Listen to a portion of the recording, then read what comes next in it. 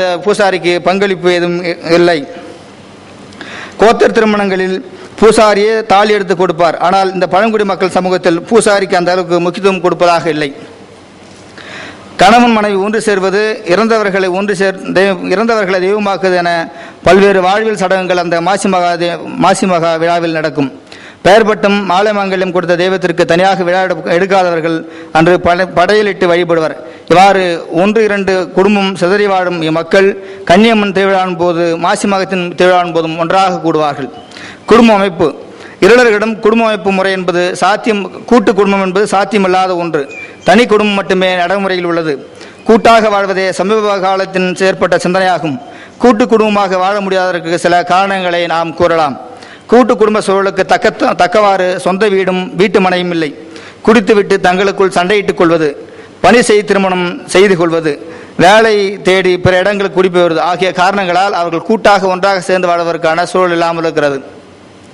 தனி குடும்ப சிதைவு அமைப்பு என்பது இங்கே தனி குடும்ப அமைப்பு இருளர்களிடம் நடைமுறையில் இருந்தாலும் இக்குடும்ப அமைப்பும் சில நேரங்களில் சிதைந்து காணப்படுகிறது. அதாவது கணவன் மனைவி இருவரும் அளவு கடந்த அன்பு வைத்துள்ளனர். மிக சிறுபான்மையாக வாழும் இன ஆண்களுக்கே பாதுகாப்பு இல்லாத சூழலில் தங்களுடைய பெண்களை தனியாக விட்டு வெளியே செல்வதில்லை. இதனால் ஊருக்கு சென்றாலும் வேட்டைக்கு சென்றாலும் ஒன்றாகவே செல்வது வழக்கமாக கொண்டிருக்கிறார்கள். கணவன் மனைவி இருவரில் ஒருவர் வேறு நபரோடு எல்லை மீறி பேசினால் சந்தேகப்பட்டு தங்களுக்குள் சண்டையிட்டுக் கொள்வதால் பிரிந்து விடுகின்றனர். இதனால் தனி குடும்பம் கூட அந்த அமைப்பும் சேர்ந்து விடுகிறது. சுமார் 100 குடும்பங்களில் 10 குடும்பத்துக்கும் மேற்பட்டோர் சந்தேகத்தினால் பிரிந்திருக்கிறார்கள். சந்தேகத்தினால் கணவனோ மனைவியோ தற்கொலை செய்வது உண்டு அல்லது தற்கொலை முயற்சிக்கு ஈடுபடுவது உண்டு. இதனால் குடும்பம் சேர்ந்து இவர்களின் குழந்தைகள் அனாதைகளாக்கப்படுவது உண்டு. இவ்வாறு பிரிந்தவர்களை ஒன்று சேர்க்க பெற்றோர்கள் முயற்சி எதுவும் மேற்கொள்வதில்லை. அதிகமான காதல் திருமணங்கள் நடைபெறுவதற்கு இது காரணமாக என்று சொல்லலாம். சிறுவர் திருமணம் 12 வயது முதல் நடைபெறுவதாலும் தனி குடும்பம் சிதைவு பெறுகிறது. இவ்வாறு பிரிந்த சென்ற ஒரு ஆண் தன்னுடைய வாழ்நாளில் 3 முதல் 5 பெண்களை திருமணம் சேர்த்துக் கொள்கிறார்.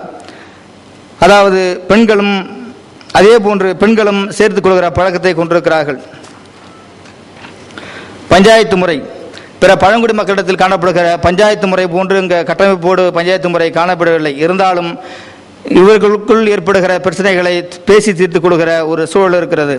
இதற்கு பஞ்சாயத்து முறை இவ்வாறு இல்லாமல் இருப்பதற்கு காரணமாக பிற பழங்குடியினர் போன்று நிலைத்த குடியிருப்பு இல்லாமையும் விவசாய கூலிகளாக தங்களின் வாழ்வு இயக்கத்தை சாதி இந்துக்களின் வழி நடத்துவதாகவும் மிக காரணமாக சொல்லலாம்.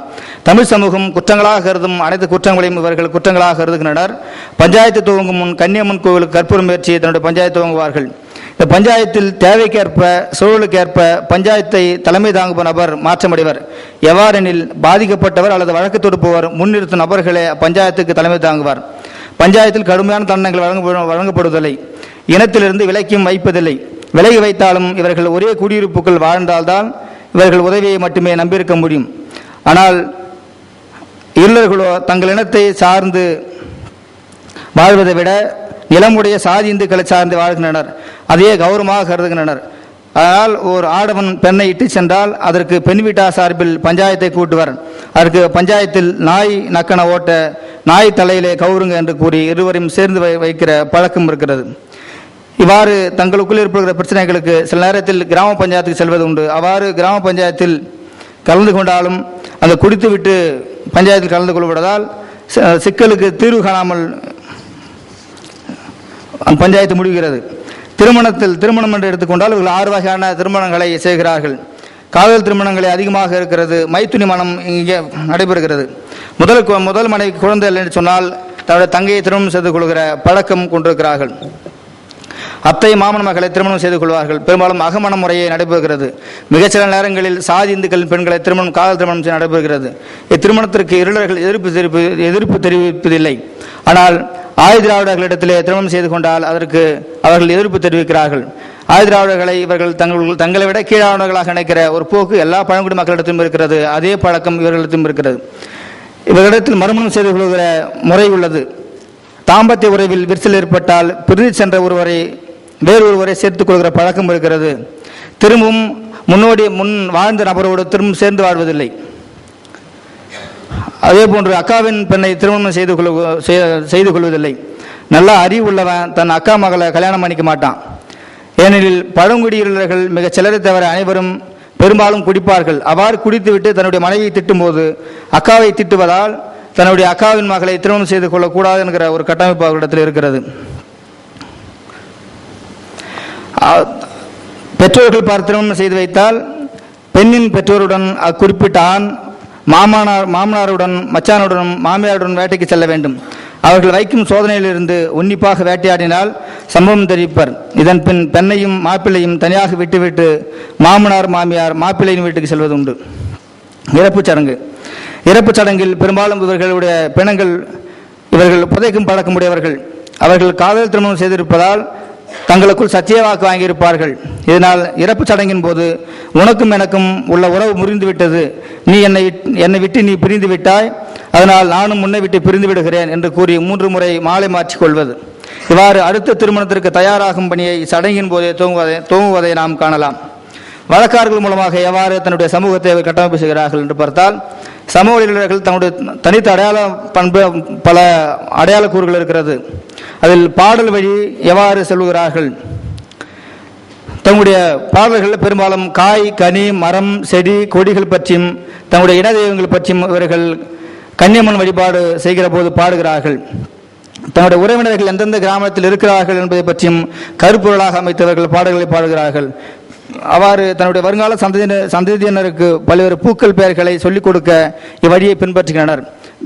தேவி நில்லம்மா, தேவக்கோடி நில்லம்மா, தேவி நில்லம்மா, கொன்ன பூவால மாலை கட்டி போட்டு வரேன், தேவி நில்லம்மா, மகுடம் பூவால மாலை கட்டி போட்டு வரேன், தேவி நில்லம்மா, கொஞ்சி பூவால மாலை கட்டி போட்டு வரேன், தேவி நில்லம்மா. இவ்வாறாக பூக்களின் பெயரை தன்னுடைய வருங்கால சந்ததிகளுக்கு காட்டில் தன்னுடைய முன்னோர்கள் வாழ்ந்த இப்போது நம்முடைய புழக்கத்தில் இல்லாத அழிந்து போன பாடல் பூக்களின் பெயர்கள் எல்லாம் இந்த பாட்டின் மூலமாக சொல்லிக் கொடுத்து வருங்கால சந்ததிக்கு பூக்கள் பெயரை சொல்வதாகவும், அதே போன்று மரம் செடி கொடிகள் பெயரை சொல்வதாகவும், மருத்துவம் சார்ந்த பெயர்கள் சொல்வதாகவும் இந்த பாட்டு மூலமாக நாம் காணலாம். அதே போன்று தன்னுடைய உறவினர்கள் எங்கெங்கெல்லாம் வாழ்கிறார்கள் என்பதற்காக தன்னுடைய அம்மன் பாடலாக சொல்லப்படுகிறது. தேர்குணத்தில் மாறி பிறந்தவளாம், அவ கிளியனூரில் வளர்ந்தவளாம், ஏனம்மா உந்தன் சோதனை தானம்மா என்பதாக பக்கத்தில் எங்கெங்கெல்லாம் தன்னுடைய உறவினர்கள் இருக்கிறார்கள் என்பதை இந்த பாட்டு மூலமாக நாம் சொல்லலாம்.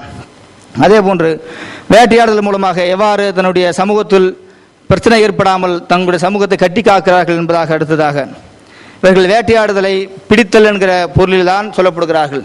வேட்டை என்று சொன்னால் பெரிய அம்பு வைத்துக் கொண்டும் பெரிய வில் வைத்துக் கொண்டும் வேட்டையாடுவதில்லை. எங்கே பெரும்பாலும் கவ்வை என்று சொல்லப்படுகிற சின்ன கோலும் ஒரு தடியும் அல்லது மண்வெட்டியும் தான் அவர்கள் கடப்பாறையும் தான் அவங்களுக்கு வேட்டை பொருளாக இருக்கிறது. அல்லது சின்ன சின்ன கன்னிகள் தான் அவர்கள் வேட்டையாக இருக்கிறது, சின்ன சின்ன வலையாகத்தான் இருக்கும். வேட்டையாடலை பற்றி அவர்கள் ஒரு பழமொழி சொல்வார்கள், கட்டின பொண்டாட்டி கொடுக்கிற சுகத்தை விட காடு கொடுக்கிற சுகமே தனி என்று சொல்வார்கள். இவர்கள் பழமொழி வேட்டையாடையை பற்றி இவ்வாறு கூறுகிறது. இத்தகைய வேட்டைக்கு குடும்பமாகவும் அல்லது ஆண் பெண்கள் சிறுவர்கள் என குழுவாகவும் சொல்வது உண்டு. வேட்டையில் கிடைக்கின்ற அனைத்து பொருள்களையும் சமமாக பங்கிட்டுக் கொள்வார்கள். அங்கே சிறியவர்களுக்கென்றும் பெண்களுக்கென்றும் ஆண்களுக்கென்றும் என்ற பாகுபாடு இல்லாமல் சமமாக அனைவருக்கும் எல்லா உறுப்புகளும் வரும்படியாக பங்கிட்டுக் கொள்கிற பழக்கம் அவர்களிடத்தில் இருக்கிறது. அதே போன்று ஒரு 6 முயல் வேட்டையில் இருந்தால் அதில் ஒரு 4 மட்டும் பிடித்துக் கொண்டு 2 விட்டுவிடுகிற பழக்கம் இருக்கிறது. 10 முட்டை கிடைத்தால் அதில் 4 அல்லது 5 மட்டும் எடுத்துக்கொண்டு மீது 4 முட்டையை அங்கே விட்டு விடுவார்கள். அதே போன்று பெரும்பாலும் சினையாக இருக்கின்ற எந்த ஒரு விலங்கையும் அவர்கள் வேட்டையாடுவதில்லை. அதே போன்று வேட்டையில் அவர்கள் எலி குஞ்சு குட்டி என்று எலி குஞ்சு கிடைத்தால் அதை எடுத்துக்கொண்டு வந்து வீட்டில் வளைத்து கொஞ்சம் பெரிதான பிறகு திரும்பி அதில் நிலத்தில் வயல் வெளியிலே நெல் அல்லது மணிலா இருக்கிற இடத்துல விட்டுவிட்டு வருவார்கள்.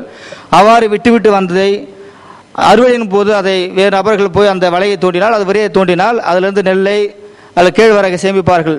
அங்கே நிலத்தில் இருக்கிற